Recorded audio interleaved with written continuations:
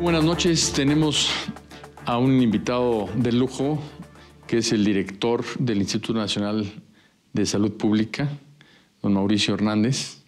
Y pues nos da mucho gusto tenerte en este programa, sobre todo porque hemos estado viendo un tema que es muy polémico, que es muy profundo y que sin duda va a significar cambios importantes en la legislación mexicana con respecto al tema de las drogas, que es la no penalización de la marihuana, ¿no?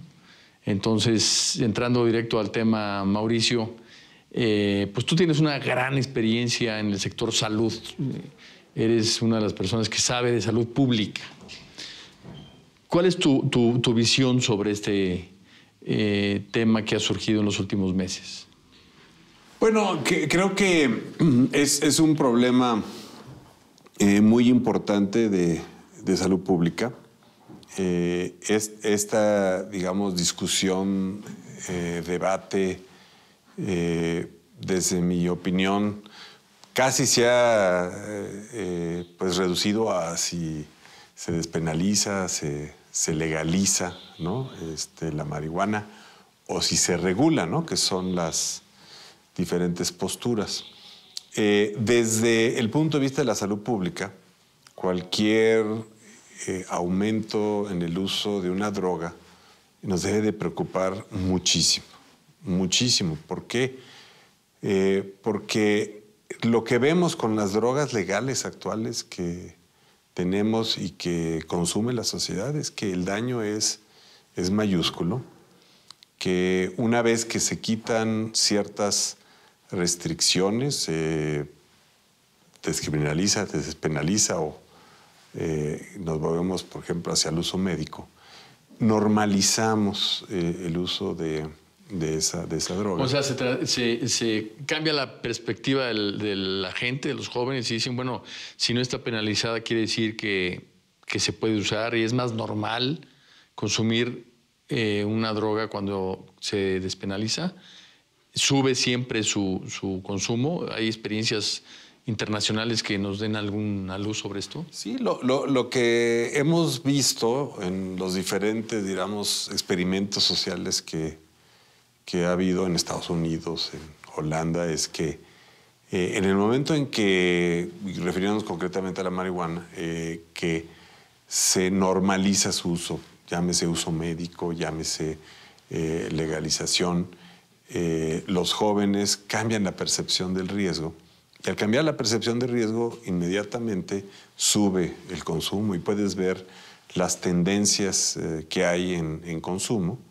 Y a medida que cambia la percepción de riesgo en los jóvenes, sube el consumo. Entonces, sí es un hecho que debemos esperar un incremento importante en el uso. Y esta idea que también se comenta de que quien debe de proveer la marihuana es el propio Estado. Bueno, ahí, digamos, entras en un esquema de regulación, ¿no? Ese esquema podría ser muy bueno, pero en países como el nuestro hay que reconocer que la regulación no es muy efectiva, ¿no? Y lo vemos con las drogas legales, con alcohol y con tabaco. Nos cuesta muchísimo trabajo tener bien regulados esos productos. Sigue habiendo un mercado negro muy importante para alcohol, que es fuente de crimen, ¿no? Entonces, que el Estado se encargara de regular un cigarrillo de marihuana con X concentración de tetrahidrocannabinol, la sustancia activa, me parece muy, muy difícil. Tendríamos que invertirle mucho y madurar mucho en nuestro sistema regulatorio. Doctor, una pregunta. ¿Hay algún estudio neurológico que diga que consumir marihuana en un niño, en un muchacho que está en pleno desarrollo, provoque algún tipo de daño que es mucho mayor que el consumo en un adulto? Sí, o sea, los estudios, por un lado, en animales de experimentación, indican que cuando el consumo se da desde la época, digamos,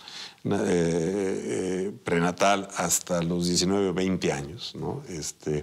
El cerebro es mucho más sensible y los circuitos se reprograman. Entonces sí hay, digamos, evidencia en animales de experimentación.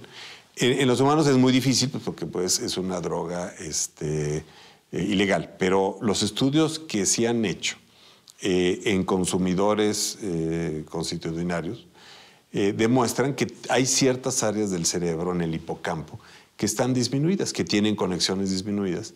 Y estas áreas son las que tienen que ver con el pensamiento analítico y con la memoria. Y las pruebas, digamos, de aprendizaje sí son concluyentes de que las personas que fuman diariamente tienen menor capacidad de aprendizaje y que además los efectos se pueden llegar hasta 20 días de duración, ¿no?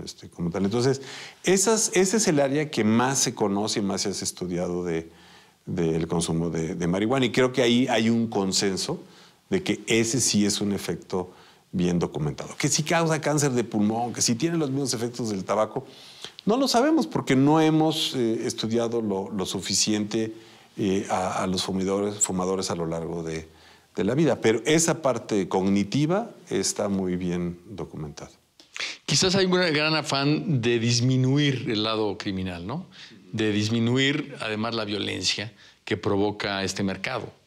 ¿Hay alguna otra, digamos, propuesta? ¿Hay alguna otra solución, algún escenario paralelo a los que se están discutiendo?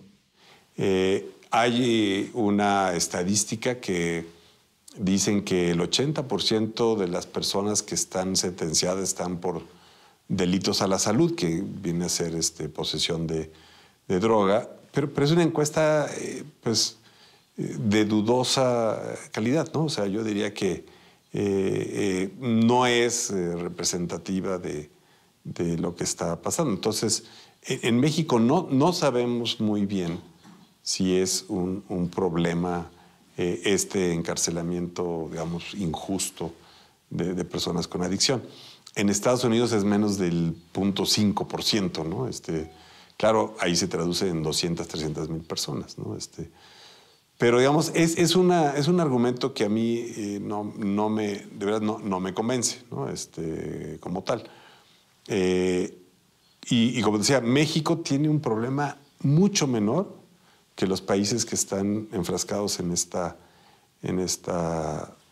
discusión. En Estados Unidos, el 16% de los chicos dicen que consumieron marihuana el último año. En México es el 1.6%, ¿no? Entonces, estamos en una discusión que no nos compete. Ahora, si tú ves las tendencias, en Estados Unidos va a ser la marihuana legal en 10 o 15 años. Ese es un hecho.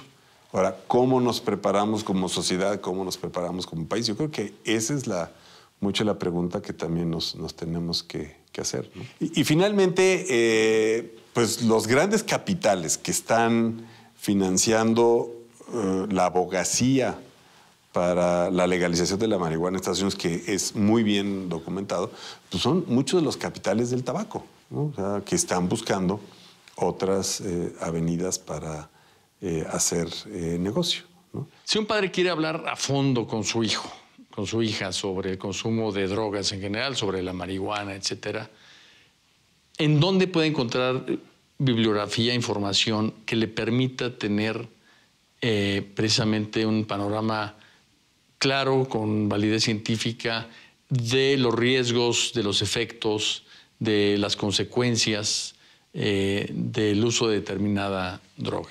No hay un acceso a la información que sea fácil, ¿no?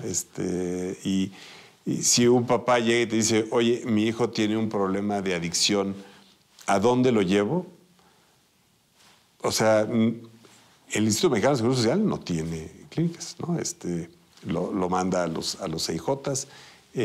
Lo que es Secretaría de Salud, bueno, puede ser que te mande a un CIJ o a un Capacites, perdón, a un centro CAPA, ¿no? Los centros de Nueva Vida. Pero no hay esa información a la mano, ¿no? Y ahí es donde yo creo que nos falta, desde el área de salud pública, poner esa información a la mano. Nos falta recursos, ¿no?, para poder crear esa información y que los padres tengan esa decisión, ¿no? Pero entonces queda claro que paralelamente a la discusión sobre la no penalización del tema de la marihuana, pues tiene que hacerse de inmediato la construcción de una campaña de información muy seria sobre el tema y, por otra parte, fortalecer la oferta de salud pública al adicto para que pueda ser tratado, ¿no? Inevitablemente, o sea, tendría que ser un compromiso de la sociedad que lo hiciéramos, y lo hiciéramos bien, con financiamiento, bien orquestado, ¿no? Y bueno, tú tienes mucha experiencia en eso, ¿no? Sabes lo difícil que es pues mantener a la sociedad informada en ese sentido, ¿no? O sea, no es un tema fácil, ¿no? Como tal. Pero es un tema que sin duda ya nos alcanzó. Es un hecho, o sea, que si tú le aplicas un modelo estadístico a la tendencia de legalización en Estados Unidos, van a ir los estados aumentando y va a haber una legalización. O sea, ese es nuestro socio comercial más grande. Entonces, eso necesariamente va a tener un impacto sobre... ¿Hay un diálogo en materia de salud pública entre los dos países con respecto a las drogas? Mira, no se toca a nivel federal, ¿no? En la experiencia, en lo que a mí me tocó vivir, no se toca. Nosotros en el Instituto Nacional de Salud Pública pertenecemos a la Asociación de Escuelas de Salud Pública de Norteamérica. Ahí están algunas escuelas de Canadá, estamos nosotros por parte de México y más de 30 escuelas de Estados Unidos. No es un tema para ellos. O sea, no es un tema en la agenda de salud pública de Estados Unidos.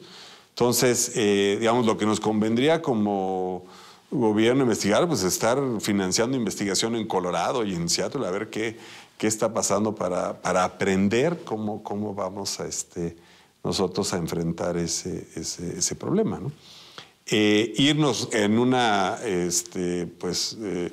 aceleración hacia una legalización, me parece que es algo erróneo, ¿no? Yo creo que es algo que tenemos que ver con mucho cuidado porque va a tener implicaciones para la sociedad y las generaciones futuras, ¿no? Y además porque la mayor parte de la población mexicana dice que no. O sea, las encuestas en población abierta te dicen la gente no quiere, ¿no? Al revés de Estados Unidos, ¿no? Muy bien. Doctor, pues muchísimas gracias por este diálogo que espero haya sido de interés para todos ustedes.